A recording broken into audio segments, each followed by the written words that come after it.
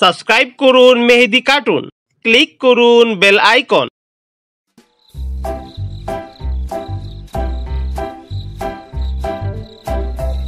এভাবে রাতের বেলা ঘুরতে যা ভালো লাগে না, ভীষণ মজা হয়।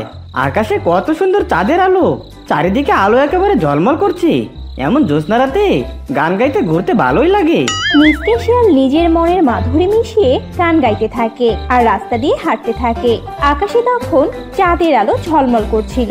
এমন সময় মিসকে কিছু অদ্ভুত শব্দ শুনতে পায়। আরে আরে, এভাবে শব্দ করছে কি? কি ভয়ঙ্কর শব্দ! ওরে বাবা, কোনো হিংস্র জন্তু নয় তো আবার? ও মাগো, ভয়ে তো আমার শরীর একদম শিউরে উঠছে। কোথায় ভাবলাম একটু চন্দ্রবিলাস করব, কিন্তু এখন তো দেখছি আমাকে বোধবিলাস করতে হবে। মিসকে শিয়াল তবুও মনের মাঝে সাহস নিয়ে সামনের দিকে হেঁটে যেতে থাকে, কিন্তু তবুও বারবার ভয়ঙ্কর শব্দ হতেই থাকে। এতে মিসকে কিছুটা ভয় পেয়ে যায়। এমন সময় মিসকে একটা পশুর ছানা দেখতে পায়। আরে, এটা আবার কার ছায়া? দেখি তো ভালো করে, আশেপাশে কেউ আছে নাকি? এরপর মিসকে আশেপাশে ভালো করে তাকায়, কিন্তু কাউকেই দেখতে পারে না। এতে মিসকে বেশ চিন্তিত হয়ে যায়। আরে এ কি? ছায়া আছে কিন্তু কোনো পশু নেই। ওরে বাবা রে, কি ভয়ঙ্কর ব্যাপার! পালা মিসকে, এখনই পালা। নিশ্চয়ই এখানে কোনো আত্মা এসে হাজির হয়েছে। মিসকে প্রাণ নিয়ে দৌড়াতে থাকে। মিসকে ভয়ে আর পেছনে তাকায় না। মিসকের মনে হতে থাকে মিসকের পিছু কেউ ছুটছে। মিসকে দৌড়াতে দৌড়াতে নিজের গুহায় চলে আসে আর জ্ঞান হারিয়ে ফেলে। এইভাবেই সে রাত কেটে যায়। পরের দিন সকালে মিসকে, এই মিসকে, কি রে, তুই কিনা এখনো পড়ে পড়ে ঘুমাচ্ছিস? তোকে তো এত বেলা অবধি কখনো ঘুমাতে দেখি না। কি রে, আমার কথা শুনতে পাচ্ছিস না নাকি? মিসকে, এই মিসকে, আরে মরে টরে গেল নাকি? বল্টু শিয়াল এভাবে মিসকে ডাকতে থাকে। অবশেষে অনেকবার ডাকার পর মিসকে শিয়াল নিজে সাড়া দেয়। আরে, আমি এখানে এলাম কি করে? হ্যাঁ রে, দেখি তো তোর মাথা ঠিক আছে কিনা। তুই তোর গুহায় থাকবি না তো কে থাকবে শুনি? কি যাতা বকছিস? কাল তো মনে হয় আমি জঙ্গলে ছিলাম। তারপর কি হয়েছিল? এ কি, আমার মনে পড়ছে না কেন?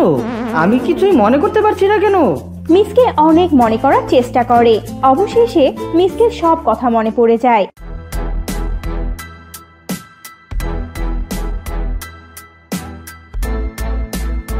হ্যাঁ, মনে পড়েছে বন্ধু। কাল নিশ্চয় আমি কোনো ভূতের খপ্পরে পড়েছিলাম।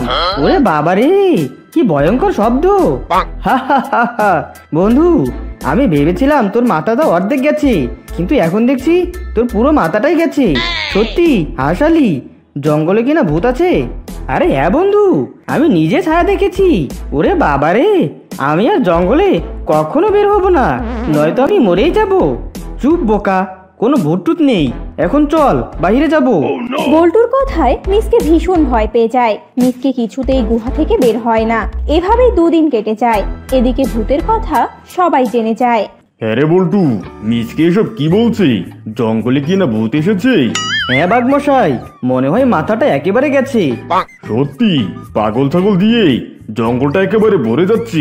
কি বাঘমশাই, আপনি পাগল ছাগল বলেন কেন? তার মানে কি আমি বেশি হয়ে গেছে? আমাকে কিনা বেশি বলছে। ছাগল সেখানে কান্নাকাটি শুরু করে দেয় আর বাঘ পড়ে যায় মহা বিপদে। আরে আরে, কেউ থামা ওকে। আরে ছাগল তো আমি ওটা কথার কথা বলেছি, কি মুশকিলে পড়ে গেলাম। সবাই ছাগলকে চুপ করায়। এভাবেই 2-3 দিন কেটে যায়। এদিকে একদিন, ও বাবা গো, এখন নাকি আমাকে আবার বোনের বাড়িতে যেতে হবে। বুঝি না বাবা, আমার বোনটা আবার এত তাড়াতাড়ি ডেকে পাঠালো কেন? নিশ্চয়ই কোনো বিপদ হয়েছে। এত রাতে যেতে তো আমার ভীষণ ভয় করছে। যা হবে হবে, আমি বরং যেতে থাকি। এরপর হরিণী মনের সাহস নিয়ে এগিয়ে যেতে থাকে, কিন্তু হঠাৎ হরিণী একটা অদ্ভুত শব্দ শুনতে পায়। আরে, এমন শব্দের কথাই তো মিসকে দাদা শুনেছিল। তার মানে কি সত্যি জঙ্গলে ভূত আছে? ওরে বাবা রে, এই অন্ধকারে আমি পালাবো কি করে? হরিণী ভীষণ ভয় পেয়ে যায়। এরপর সকাল হয়ে যায় আর তারপরই আরো কদিন কেটে যায়। বাঘমশাই, আপনি কি খবর শুনেছেন? জঙ্গলে তো হরিণী নেই। আজ কদিন হলো হরিণীকে কোথাও খুঁজে পাওয়া যাচ্ছে না। ও তো কোথাও গেলে আমাকে বলে যায়। নিশ্চয়ই ওই রাক্ষস ভূতের কাজ এটা। আমার মনে হয় হরিণীকে ওই ছিঁড়ে ছিঁড়ে খেয়ে ফেলেছে, নয়তো যাবে কোথায়? চুপ কর, গেছে হয়তো বা কোথাও, সময় হলে ঠিকই চলে আসবে। কোনো আত্মীয়র বাড়িতে হয়তো বা বেড়াতে গেছি। কিন্তু রাজা মশাই, হরিণী তো আগে কখনো এভাবে কোথাও যায়নি, আর যদি যেত তাহলে একদিনের মাঝেই ফিরে আসতো। আমার কিন্তু এবার ভীষণ ভয় করছে। আরে ভয় পেলে একদম চলবে না, বরং এভাবে বললেই জঙ্গলের সবাই আরো ভয় পেয়ে যাবে। হরিণী এভাবে না থাকার ব্যাপারটা সবাইকে অনেকটা ভাবিয়ে তোলে, কিন্তু কেউ কাউকে বুঝতে দেয় না। কিন্তু বেশ কিছুদিন পর থেকেই জঙ্গলে একটার পর একটা পশু হারিয়ে যেতে থাকে। এতে সবার মাঝে ভীষণ আতঙ্ক দেখা যায়, আর সবাই মিসকের কথা বিশ্বাস করতে থাকে। আর সবাই রাতে গুহা থেকে প্রায় বের হওয়া বন্ধ করে দেয়। পশু পাখিরা কেউ আর শিকার খুঁজতে বের হয় না। উফ বাবা, আজ কতদিন হলো ঠিকভাবে খাবার খুঁজতে যাই না। কেন যে কলা বাগানটা এত দূরে হয়েছে? ভেবেছিলাম তাড়াতাড়ি বাড়িতে ফিরে আসবো, কিন্তু এখন তো দেখছি সন্ধ্যা নেমে এলো। জানি না আমার সাথে আজ কি সর্বনাশী কাণ্ড হবে। বানর জোরে জোরে পা চালাতে থাকে, কিন্তু এত দ্রুত যাওয়ার পরও রাত নেমে আসে, আর বানরের সাথেও একই ঘটনা ঘটে। আরে কি মিসকে, তুই হাঁপাচ্ছিস কেন? আবার কোনো খারাপ খবর আছে নাকি? নতুন করে আবার কি হলো? সে আর খারাপ খবর, ভয়ঙ্কর খারাপ খবর।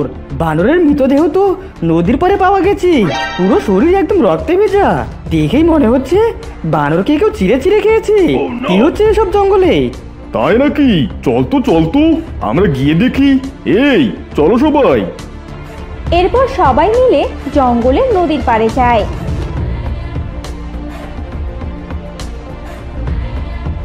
ওরে বাবারে, নিশ্চয়ই এটা ভূতের কাজ। ওরে বাবারে, কি পরিবার হিংস্রভাবে মেরে ফেলেছে। সবাইকে পালাতে হবে। কি হলো, সবাই এখনো দাঁড়িয়ে আছো কেন?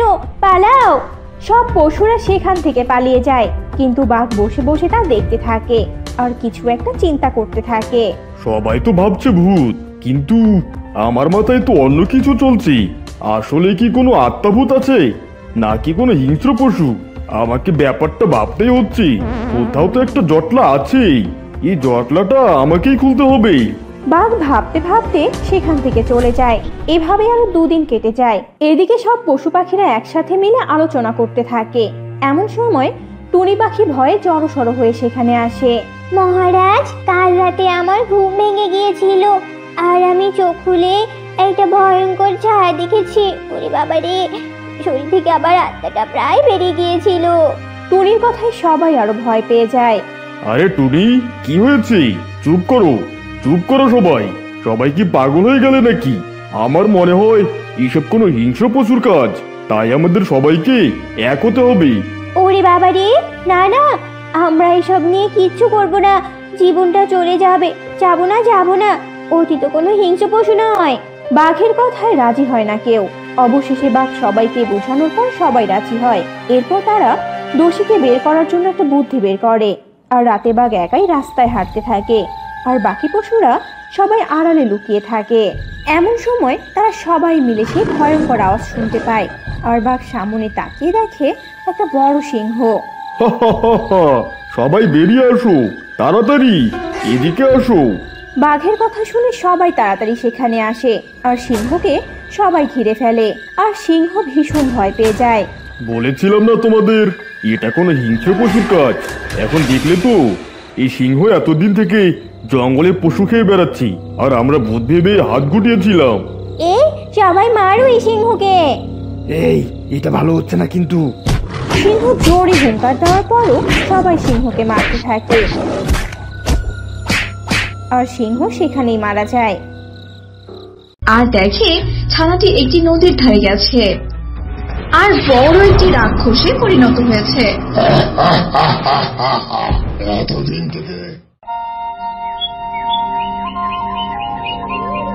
হাসতিটি, আরে ও হাসতিটি, যাচ্ছ কোথায় গো তুমি? আর তাছাড়া তোমার মন এত খারাপ কেন গো? আজকাল যখনই তোমার দিকে তাকাই তখনই মনে হয় তুমি কোনো বিষয় নিয়ে চিন্তিত আছো। কি এমন চিন্তা করছো গো? হ্যাঁ মৌমাছি, এমনি কি আর আমি চিন্তিত থাকি? এই জঙ্গলে প্রায় সব পশু পাখিদের সন্তান আছে, তারা তাদের সন্তানকে নিয়ে কত খুশি থাকে, কিন্তু আমাকে দেখো, আমার কোনো ছানাপোনাই নেই। ও, এই এই ব্যাপার বুঝি। শোনো, তুমি কোনো চিন্তা করো না তো, দেখবে তোমারও কোনো না কোনো একদিন ঠিক ছানা হবে, আর অনেক সুন্দর দেখতে হবে। তুমি এত ভালো, সৃষ্টিকর্তা নিশ্চয়ই তোমার জন্য ভালো কিছু রেখেছে। তাই যেন হয় মৌমাছি। এবার তবে আমি আসি কেমন? নদীর পাড়ে গিয়ে স্নান করতে হবে যে। যা গরম পড়েছে, এই গরমে আমি তো মনে হয় মরে যাব। মৌমাছির সাথে কথা শেষ করে হাঁস নদীতে যায় গোসল করতে, আর মনের সুখে নদীতে গোসল করতে থাকে। আহা, শরীরটা আমার একেবারে ঠান্ডা হয়ে গেল। আরে আরে, নদীর পাড়ে ওটা আবার কিসের ডিম দেখা যাচ্ছে? যাই তো, গিয়ে একটু দেখে আসি তো। এরপর হাঁসটি সেই ডিমের কাছে যায়, আর গিয়ে দেখে একটি হাঁসের ডিম পড়ে আছে। এমন সময় সেদিক দিয়ে সেই মৌমাছিটি যাচ্ছিল। মৌমাছি সেই ডিমের কাছে আসে। দেখো না মৌমাছি, একটা হাঁসের ডিম পড়ে আছে।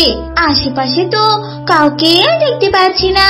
হ্যাঁ হ্যাঁ হাঁস দিদি, আমি বলি কি, তুমি এই ডিমটা নিয়ে যাও। এর মাকে তো কোথাও দেখতে পাচ্ছি না। না রে মৌমাছি, এভাবে না বলে কারো ডিম নেওয়া উচিত না। যদি এর মা ফিরে আসে তাহলে তো অনেক কাঁদবে, আর আমি নিজেকে তখন ক্ষমাই করতে পারবো না। আমার মনে হয় কি এর মা এখানে নেই। যদি থাকতো তাহলে তো এইভাবে নদীর পাড়ে ফেলে যেত না। আর তাছাড়া তুমি যদি এই ডিমটা না নাও তাহলে দেখবে কোনো দুষ্ট শিয়াল খেয়ে ফেলেছে। এরপর মৌমাছির কথা চিন্তা করে হাঁস সেই ডিমটা নিজের মুখে তুলে নেয়, আর গুহায় গিয়ে ডিমটাতে তা দিতে থাকে। আমার সোনা ডিম ছানা, তোকে আমি সুন্দর করে তা দিয়ে এই সুন্দর পৃথিবীতে আনবো। এভাবেই হাঁসটি ডিমে তা দিতে থাকে।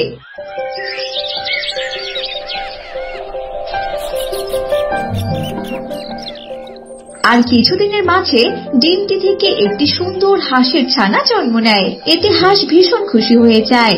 মারে, চল চল, তাড়াতাড়ি চল, আজ তোকে নদীর পাড়ে সাঁতার শেখাতে নিয়ে যাব আমি। কিরে মা, শুনছিস আমার কথা? চল মা চল।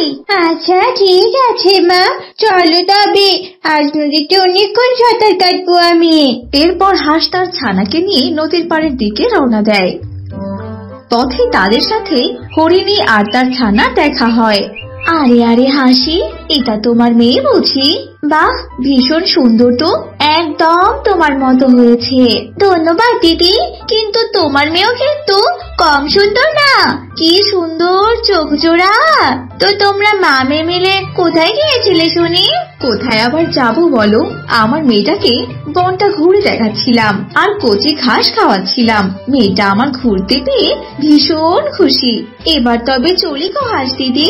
এরপর হরিণী সেখান থেকে চলে যায়, আর হাঁসও তার মেয়েকে নিয়ে নদীর পাড়ে যায়। এভাবে সেই দিনটি কেটে যায়, আর দিন পেরিয়ে রাত হয়ে যায়। পরের দিন সকালে হরিণীর কান্নার শব্দে সবার ঘুম ভেঙে যায়, আর বনের সব পশু পাখি সেখানে চলে আসে। হায় হায় রে, কি সর্বনাশ হয়ে গেল আমার মেয়ে, আমার মেয়ে। একে দিদি, তোমার মেয়ের কি হয়েছে? একে, এখানে এত রক্ত কেন পড়ে আছে? এগুলো কার রক্ত? আমার মেয়েকে আমি কোথাও পাচ্ছি না হাসি। এই রক্তগুলো যে এখানেই পড়ে আছে। হরিণের কথা শুনে সবার আর বুঝতে বাকি রইল না যে আসলে তার সাথে কি হয়েছে। হরিণীর এত কান্নাকাটি দেখে বনের পশু পাখিদের মনে অনেক দুঃখ হয়। তারা সবাই হরিণীকে সান্ত্বনা দিয়ে সেখান থেকে নিজেদের গুহায় চলে যায়। মা, ও মা, আমার ভীষণ ভয় করছে। ওই হরিণ মাঝির মেয়ের মতো যদি আমাকেও কেউ খেয়ে ফেলে তাহলে কি হবে মা? চুপ কর মা, চুপ কর। এসব অলক্ষণে কথা একদম বলবি না রে মা। তোর যে কোনো কিচ্ছু হবে না, আমি তোকে ঠিক আগলে রাখবো মা। এখন চল তো চল, দুই মামে মিলে নদীতে যাই। এরপর তারা নদীতে চলে যায়। এভাবেই দিন কাটতে থাকে। কিন্তু দিন দিন বনের পশু পাখিদের মাঝে আরো আতঙ্ক ছড়িয়ে পড়ে, কারণ প্রতিদিন কোনো না কোনো ছানা হারিয়ে যেত। এতে পশুরা অনেক চিন্তায় পড়ে যায় আর সবাই মিলে একটি সভার আয়োজন করে। সেখানে সবাই উপস্থিত ছিল। কি সব হচ্ছে এগুলো? আমাদের মাঝে কিভাবে ক্ষতি করছে আর আমরা ধরতেই পারছি না। এটা তো হতে পারে না। আমার প্রজারা, তোমরা তোমাদের কোনো মতবাদ দাও। তোমাদের মাঝে কাকে এই চোর মনে হয়? সিংহের এমন কথা শুনে পশু পাখিরা অনেক চিন্তায় পড়ে যায়। আর তখন একটি টুনি পাখি এসে বলে, সিংহ মহারাজ, আমার মনে হয় এসব পাজি শিয়ালের কাজ, কারণ পাজি শিয়াল আগে এমন অন্যায় করত। তাছাড়া আমি মাঝে মাঝে রাতে পাজি শিয়ালকে বনে ঘুরে বেড়াতে দেখতাম। টুনি পাখির এমন কথা শুনে সবাই অনেক অবাক হয়ে যায় আর তারাও সম্মতি দেয়। না না মহারাজ, আপনি এসব কথা বিশ্বাস করবেন না। আমি আর এসব অন্যায় করি না। আমি এখন ভালো হয়ে গেছি, আপনি বিশ্বাস করুন মহারাজ। শিয়াল এত করে বলার পরেও কেউ কিছুতেই বিশ্বাস করে না। সবাই মিলে শিয়ালকে কারাগারে নিক্ষেপ করে। এভাবেই দিন কাটতে থাকে। কিন্তু শিয়াল বন্দী হওয়ার পরেও জঙ্গলে ছানা হারানো একদমই কমে না। না, বড় চিন্তায় পড়ে গেলাম। পাজি শিয়ালকে তো বন্দি করেছি, তাহলে এভাবে শিকার করছে কি? আমার মেয়েটা আবার কোথায়? এত রাতে আমার মেয়েটা কোথায় গেল? আমার মেয়েটার কোনো ক্ষতি হলো না তো? না না, এক্ষুনি আমাকে খুঁজে বের করতে হবে। এরপর হাঁস তার মেয়েকে খুঁজতে থাকে।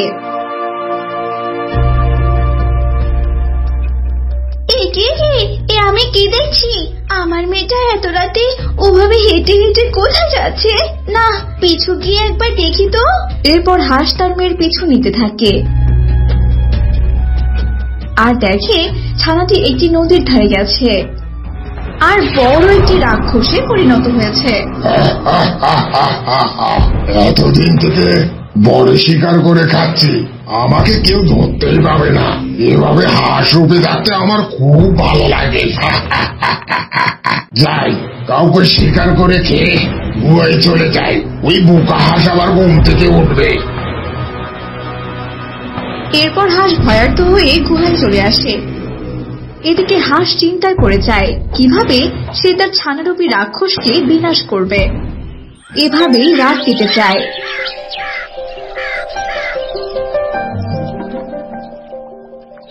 মা, তুমি এভাবে আগুন নিয়ে এসেছো কেন? এরপর হাঁসটি তার ছানার শরীরে আগুন লাগিয়ে দেয় আর ছানাটি সেখানেই পুড়ে ভস্ম হয়ে যায়। তোকে আমি নিজের মেয়ের মতোই ভালোবাসতাম, আর তুই কিনা আমাকে ঠকালি। জঙ্গলের সবার ভালোর জন্য তোকে আমাকে মারতেই হবে। For more updates, subscribe to our channel, click the show links and enjoy watching the videos.